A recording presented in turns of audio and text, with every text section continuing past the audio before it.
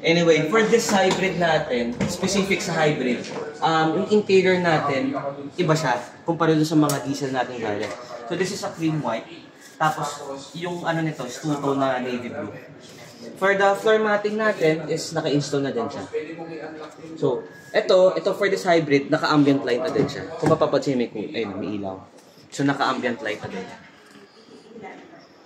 Plus, we have a dual sunroof for this hybrid and SX na diesel. Tapos, ito sir is ivory silver. Ito yung malapit sa white natin. Yun yung pinagandahan. Tapos, i-demo ko na lang din yung unit. If you want sir, sa driver side muna ako.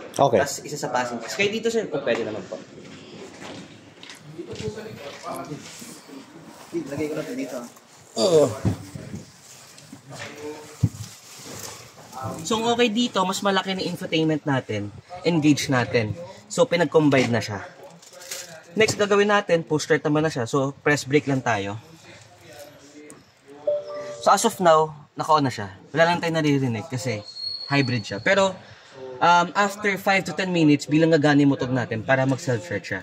So, ito yung battery level natin sa hybrid battery. So, hindi na natin kailangan to i-plug in, is ano na siya, kumbaga self-charge na siya. Ang nagpapagana sa kanya yung motor mismo. So, this is a 1.6 turbo. Gasoline siya, hindi siya diesel. So, gasoline siya. Ngayon, self-charge siya.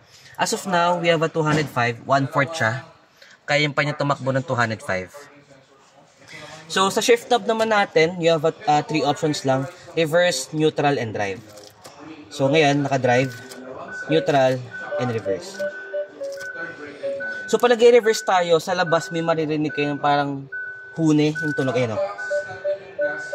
Parang futuristic yung tunog. So, ipapark ko ulit yan. Then, as of now, meron tayong wireless charger.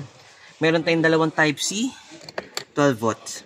Ngayon, kung mapapansin nyo dito, aircon siya. Pero you have 2 options, either aircon or infotainment. Ipipress mo lang to. Ngayon, media na siya. Pag pinress mo ulit, aircon na yan. Next, ilaw natin, we have a 4Q projection. So, pag naka-high beam tayo, automatic na din yan. Pag may kasalubong tayo, nag-a-adjust na din. Safety, we have a complete na lane keeping assist, forward collision, and backward collision. Yan, narinig natin. Ibig sabihin yan, nag-self-charge na siya. Gumagana na yung motor natin ulit. Yung engine natin mismo. So, next natin, ito kung mapapansin nyo parang paddle shift. Ano to, ang tawag dito is braking generative system. Braking? Yes. Kumbaga, hindi siya yung primera, segunda. Hindi siya ganun. So, ito yung minus, ito yung plus. So, pag drive tayo, dito mo sa ma-adjust, level 1, level 2, level 3, level 4. Ang ginagawa niya, pinapalakas niya yung parang braking niya doon sa pag-manual natin para mag-self-charge siya. So, yun yung purpose niya. Next naman natin, yung ambient light natin, nasa-set naman din siya dito. Pag pumunta ka sa mga display, so may iba yung kulay niyan. Then, check lang natin yung ilaw, busina, hazard. Ito sir, ito yung control natin for this front sunroof. And for the second sunroof naman sir, ito siya. Okay. Yan yung ano. Next, I think familiar naman natin kayo kasi updated na yung mga sakyan. Auto hold sir, familiar na kayo, no? Auto hold. So we have a drive mode also. For the drive mode, nag-iiba yung gauge natin. Pag for example, sports, nag-iiba din yan. Smart, eco, smart. Pero madalas I suggest at least eco lang. Ngayon, for the Apple CarPlay natin din Android, it's a wireless na din. So kukonect lang tayo through phone. Sa labas na din yung Apple CarPlay natin. Kung iPhone tayo, kung Android CarPlay naman siya. So, isa yun sa mga features natin. Then next, sa pagbukas natin ng mga pinto natin, kung ikaw yung driver, meron tayo dito. So, i-hold lang natin yan dyan. Hold natin ito. Pag sa may left side natin, bubuksan ko.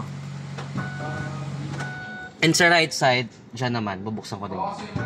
Also, for the power tailgate, meron din siya dito. I-hold mo lang.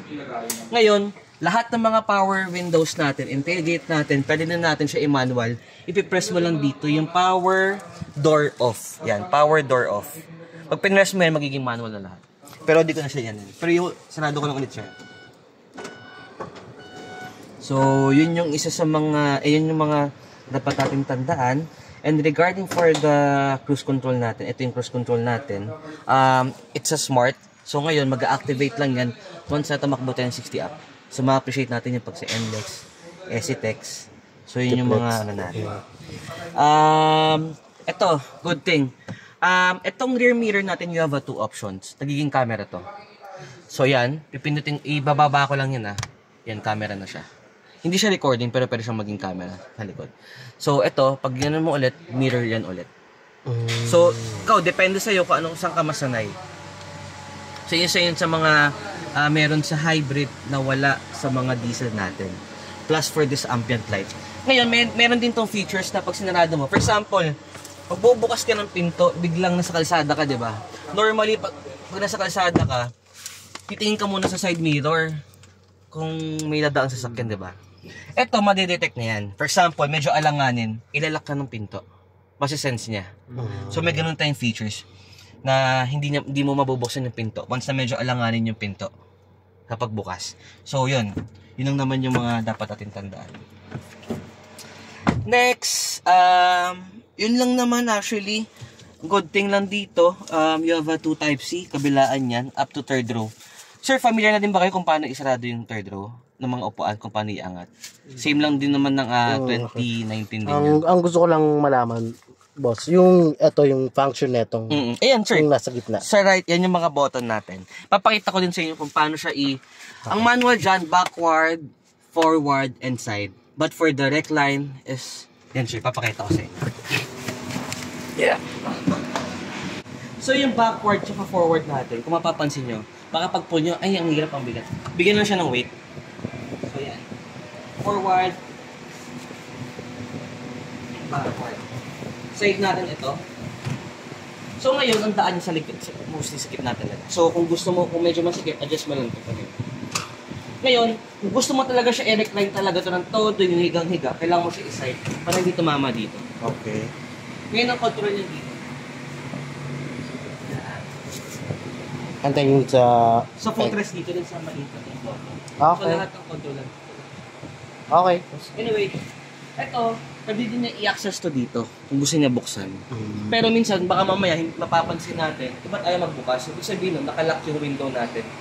Kasi minsan, pati window nadadamay dyan eh. Pag nakalock yung window mo sa pagbaba, pati yan di mo mabubuksan. So, i-unlock lang natin. Okay. Tapos, pakita ko na sa yung likod, sir.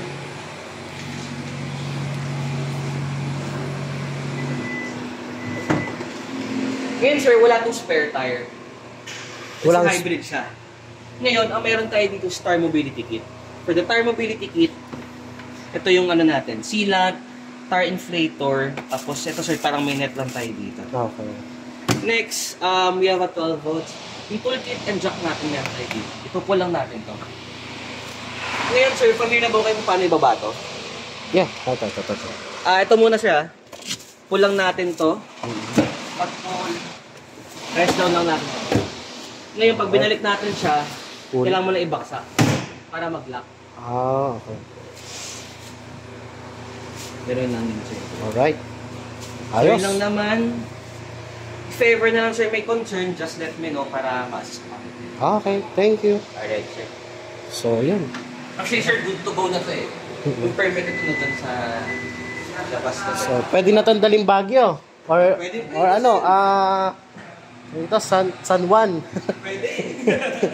Tsaka tipid to La Union. So, kung mapapansin nyo, we have a 4Q projector yan. Kaya maganda. Naka-DRL Star Map design. Yung okay. Elegant. Ngayon, sir, kung naiinitan naman si sir, may blinds naman tayo sa 2nd row, pati 3rd row. Pwede na naman iangat yun. Basta yung tint. Yes, sir, to follow natin. Kunyari, okay na, dalhin dito ng umaga, pwede kunin ng after lunch. Okay. So, good to go na tayo. Yeah. Alright, sir. Okay, let's go. Thank you so much. Thank you. Sir, nice meeting siya. Sir, thank you. Ingat po yun. So, yun. Let's go na.